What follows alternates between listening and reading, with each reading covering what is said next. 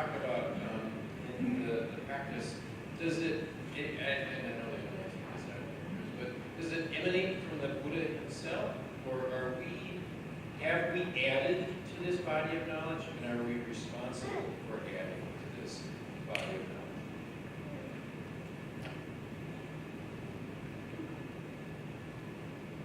knowledge? Okay, so I'll just try to respond from a few different angles.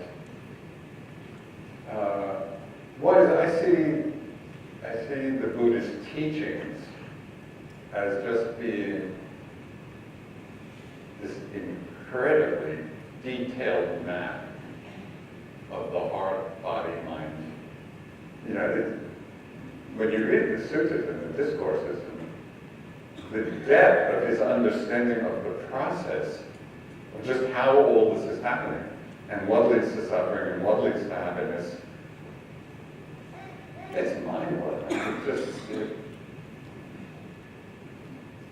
Some combination of this incredible brilliance of mind and depth of meditative experience. So in that sense,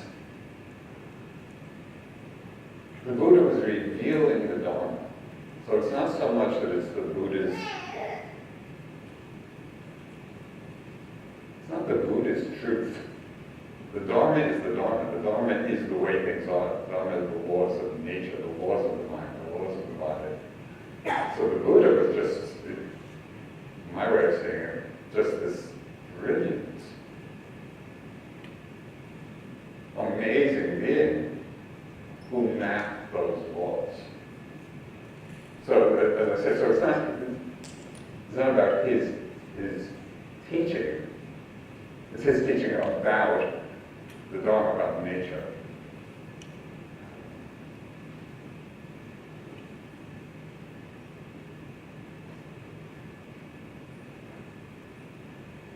He also used the example that at one point he held up a handful of leaves and he asked the monks and nuns who were around him, which is greater, the number of leaves in my hand or those leaves in the forest?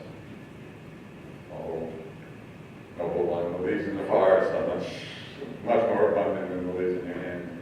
And he said, just so, what I know, everything I know are like the leaves of the forest. What I've taught you are the leaves in my hand, but this is sufficient for awakening. So when you ask whether we've added anything to the Buddhist map, we undoubtedly have, for better or worse.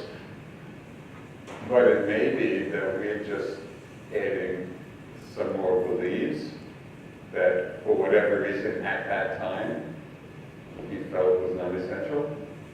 But maybe there are leaves today which are essential. You know? So we may just be highlighting different aspects of the Dharma that are really relevant to our condition now.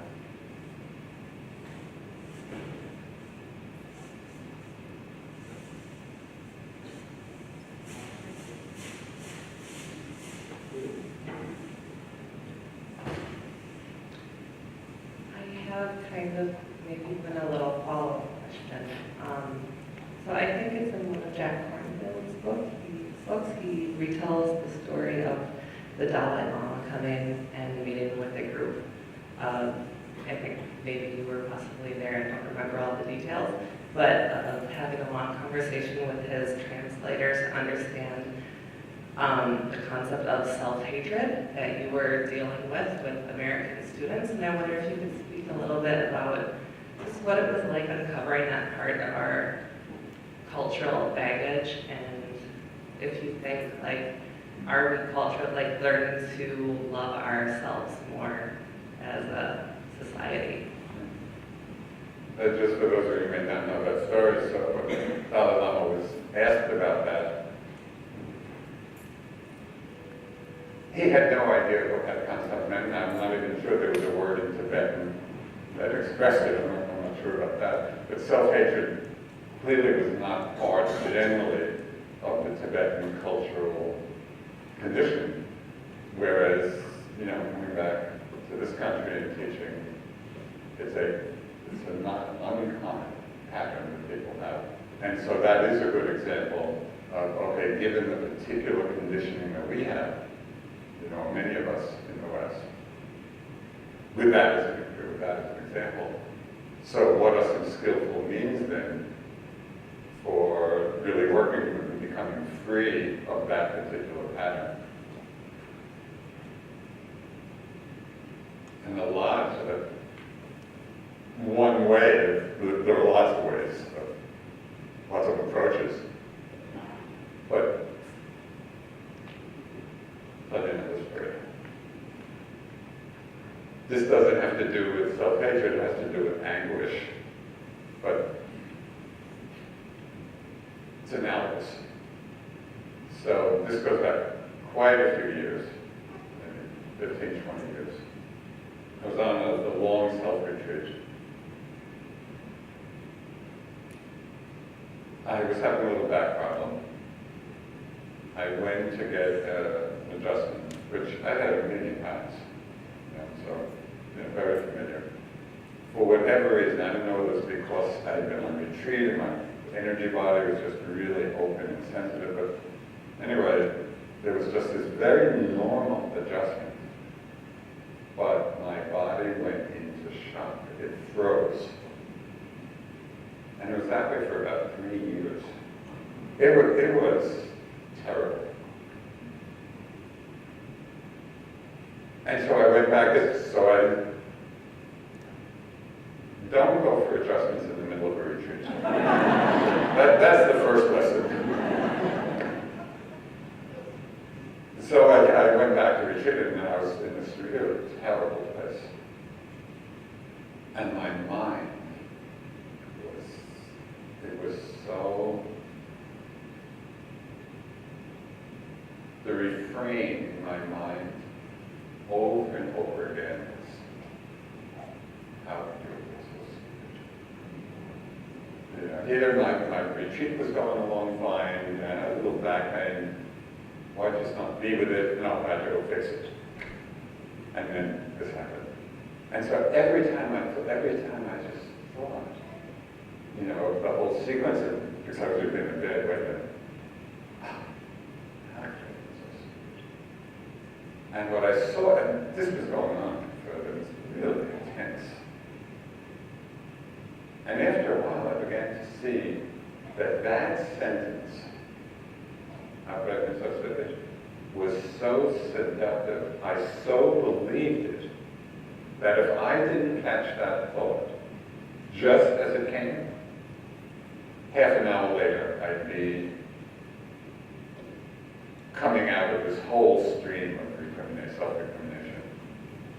So when I saw that, and I had to see this a million times of how seductive that thought was, when I finally got that, I just made the determination. I put my radar out for that thought. How could, it was like that. No airtime at all. Because I knew if it had even a little airtime, it would carry me off. But what I learned from that, and it was really helpful, is that, and this is another whole arena of practice, to see how our thoughts condition emotions. And often emotions condition thoughts, they go both ways. But as soon as I could catch that, right as it came, how could I be? My mind stayed clear. I did not go into that whole long story of anguish and self-judgment. So with different unwholesome patterns like self-hatred, or they're we each have our own particular conditioning, but if we recognize a particular pattern, it's really interesting to see what the trigger thought is for that reaction.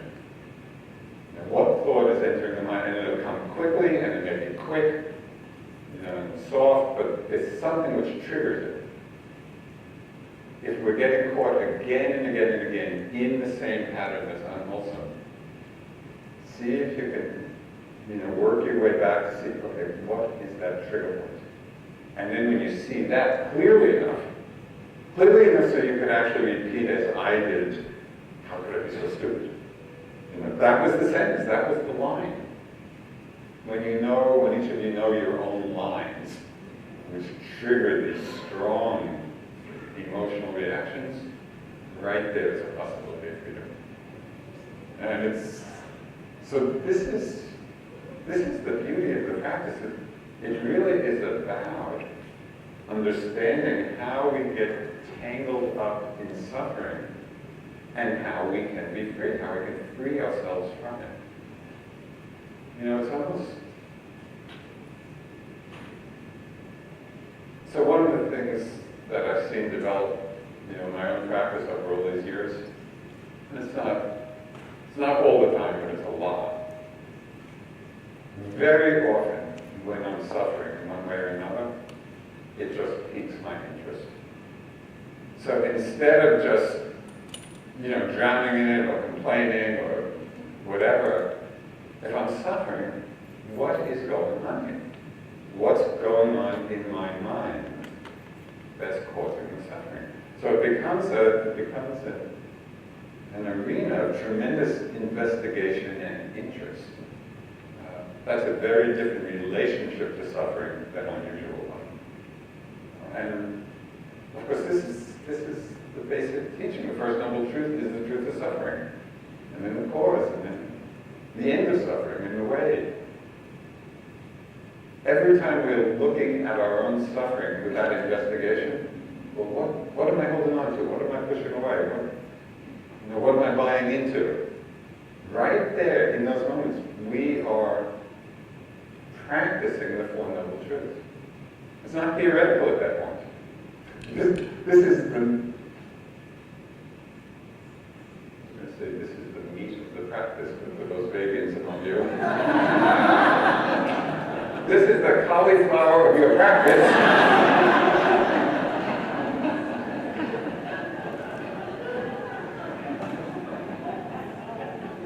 You know, sometimes the teachings are so profound and so huge, you know. But I think very often we tend to see or study them abstractly. Like the Four Noble Truths, the Buddha said this, this, and this about these different truths. And we make some connection. But we miss the teachings are all about our relationship to what's happening in every moment. So it's not abstract, it's very real. And suffering becomes a very good wake-up call. You know, we're going along, everything's going along fine. We may be less inclined to really investigate deeply. But when we're suffering, that's a powerful motivation. Okay, what's happening here? And I just found it tremendously interesting and liberating to do this. It's like, when people come in for interviews on the retreats, I love it. It's like a parade of minds. You know, I call it the 10-minute marriage. Yeah, because it's really a very intimate space. It's like people are really sharing, you know, the deepest parts of their experience. And I love it because it's like every person who comes in is like a different puzzle. You know, and as they're reporting their experience, you can see, oh, there's a little hook here. There's a little something here that's not being acknowledged. And it's just so interesting to go into one's own mind or, you know, working with somebody else. Okay, how can one unhook from this? That's a great game.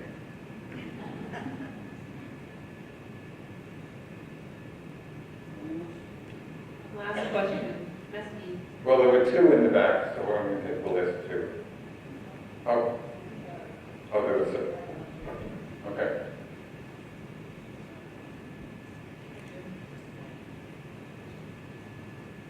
So I ask this question to Mark and everyone else all the time. Uh-oh. I'm in trouble.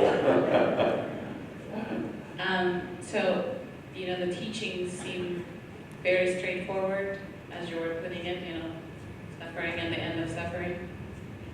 I'd like you to speak a little bit about delusion and how come we don't wake up if we truly are practicing.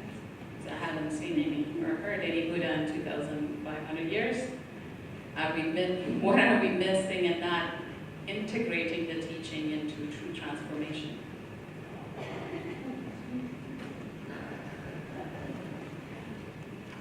I think it's helpful to see the journey and the process of transformation. It's a spectrum. And so I think it can be discouraging if we simply take the Buddha's enlightenment as the pinnacle, of what's possible, and then compare ourselves or others to that. And, well, why aren't there any people like the Buddha around here now?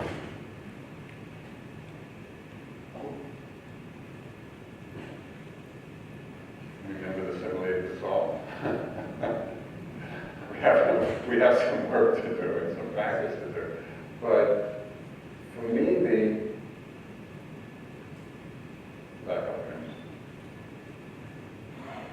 people will often ask, well, what is enlightenment? Or what is nirvana?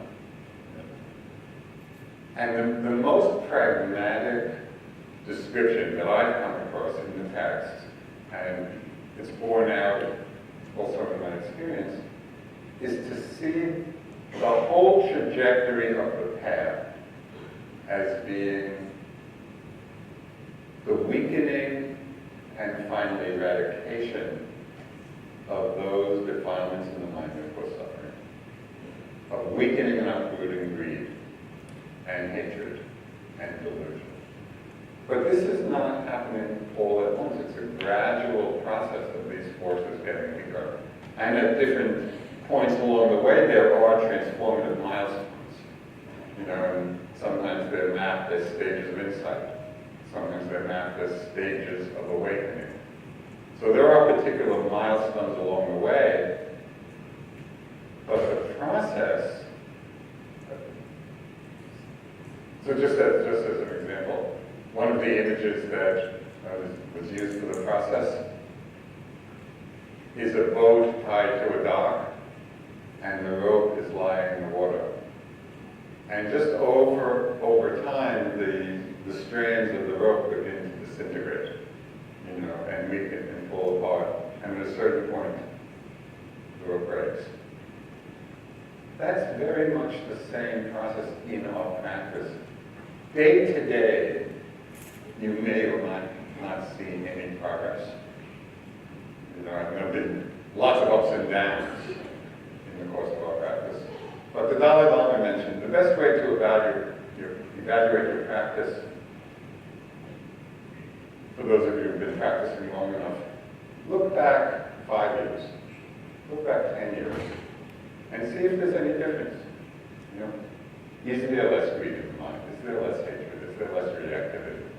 Is there more compassion? Is there more kindness? And it doesn't have to be to the Buddha level. It can be more than we had. So then we're on the trajectory of awakening. And I feel that that's a much more organic and healthy way to undertake the practice, rather than kind of fixating on a particular goal.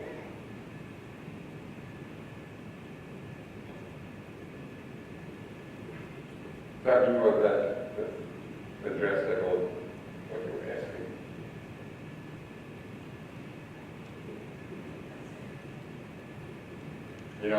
One of the things I learned from my first teacher in India was a very, very quirky guy. People would ask him questions, and then he'd answer whatever he wanted to answer. And it had often nothing to do with the question, although he would give very long answers, sometimes like a couple of hours later, he'd still be going. And eventually he might wind his way around to the question, but sometimes not. So it's a very good pedagogical device.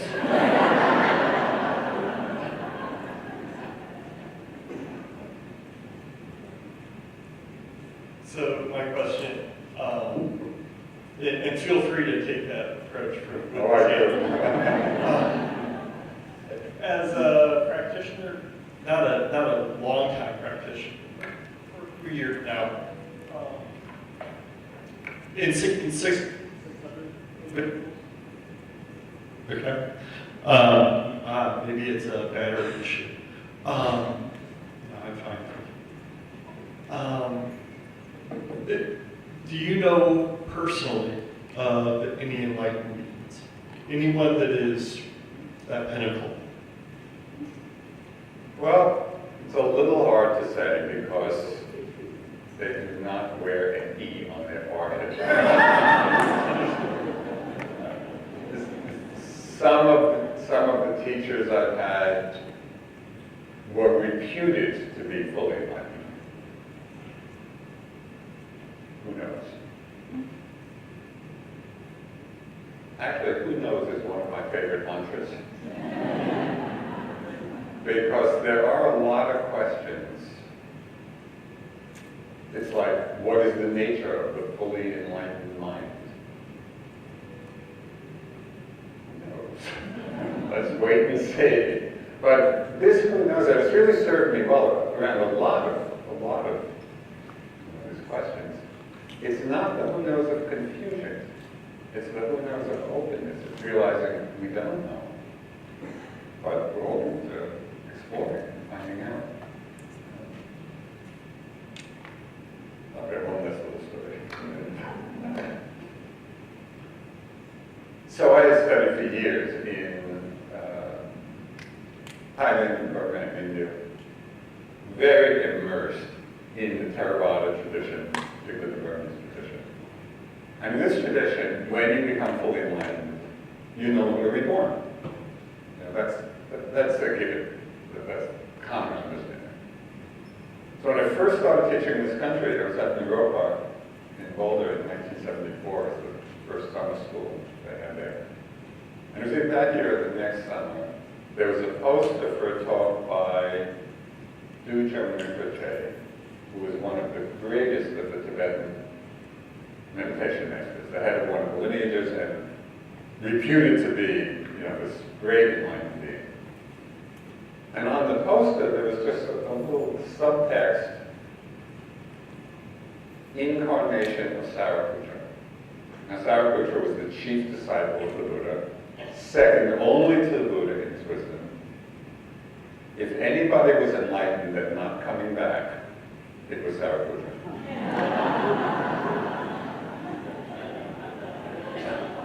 But here's this really profoundly respected Lama, not a very extraordinary thing, and that's what it said.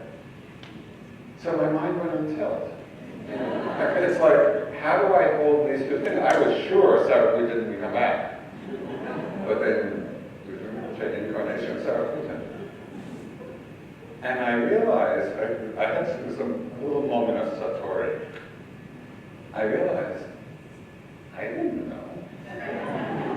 All I knew was that the Burmese said this, the Tibetans said this, but I had no idea. And as soon as I realized that, I realized I didn't have to have an opinion about this. But it's so interesting how often we have opinions about things we know nothing about.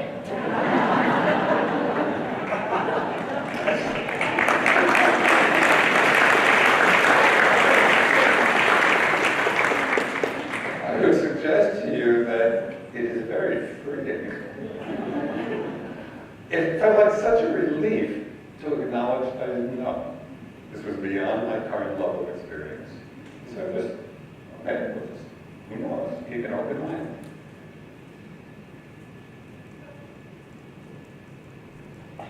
If there's a question, there. I think that's it for the Q&A period. Is there another There. question back there? Was there one more in the very back? There. So. One quick.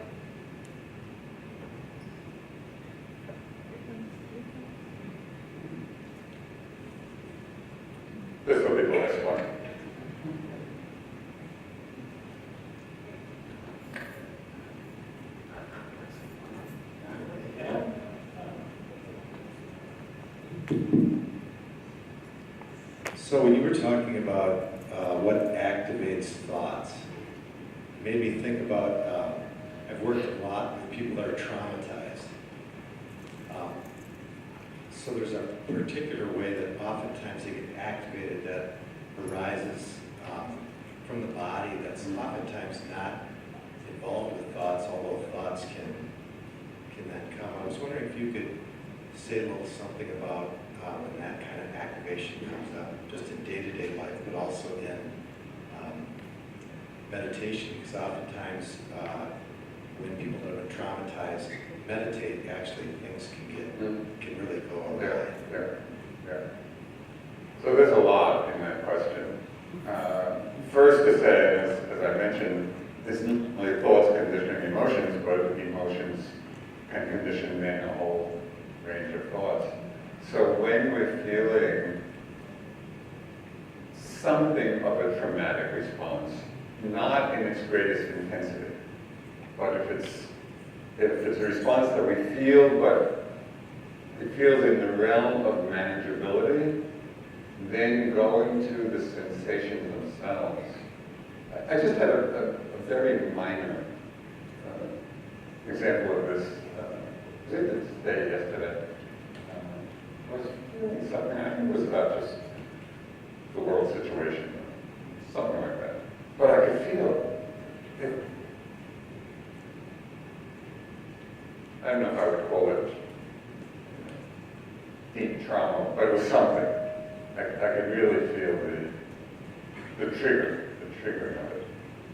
But because I was also familiar with it, so I just went to the feeling of the contraction in the heart. And I opened to that, I became aware of that, became accepting of that. And in that mindful acceptance, I could feel it opening up and releasing. Sometimes, so that was a very relatively mild experience. It is true that on retreat, and off retreat as well, sometimes very profound traumas get triggered. And then it's very possible that intensive practice is not really called for. And very often when that happens on retreat, we'll actually back people off from doing intensive practice because too much is coming too quickly and there's not the capacity to hold it. And so then other modalities, of working might be more appropriate. Certainly with people who are experiencing a lot of trauma, and we've had this, over many years, it's not uncommon that very deep stuff comes up. Sometimes it's a mix of things, of maybe some meditation practice, maybe some therapeutic intervention. There's a whole very skillful, approachable somatic experience where they really emphasize how to work in the body in skillful ways of working with the trauma. So there are a lot of different approaches that one could take depending on the person's ability to deal with whatever level of intensity is coming up.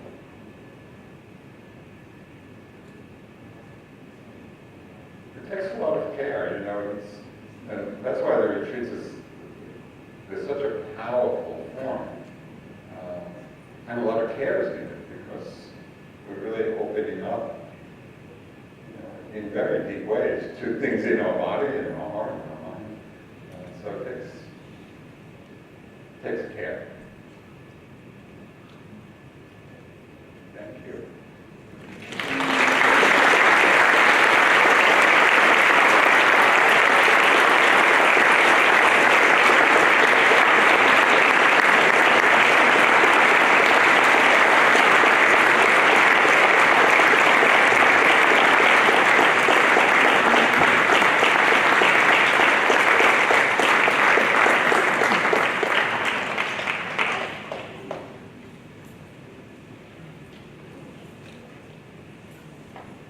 Thank you so much, Joseph, for wise words I'm being here today to help celebrate this milestone for Common Ground Meditation Center and honoring our founders, Lynn, Ricky, and Mark Nunberg. We've heard a lot about the early days of the evolution, and Shelley Graff. Oh, I should introduce myself. I'm Stacy McClendon. I'm the board chair at Common Ground, and Shelley Graff, who is the associate director and also a teacher at Common Ground. Just want to take a few minutes to talk about what's ahead for Common Ground. But before we go to what's ahead, I think it's really important to point really clearly to those early years and the values that were cultivated, not only in Wynn and Mark's practice, but that really have served as the foundation for the organization. Opening their living room to, okay, 7 people, that's good. And then they kept coming. And it was not for a decade that you thought, maybe something else could. Maybe Common Ground could grow elsewhere. But Common Ground was their home. Their home was Common Ground. There was no distinction. And it's such a great act of generosity to the community, hundreds and hundreds of us who either sat in the back of the living room or have been sitting at the city center. So it has been really important to me to remember those early days and just the determination and the steady energy, effort, and vision that you both had to grow the organization.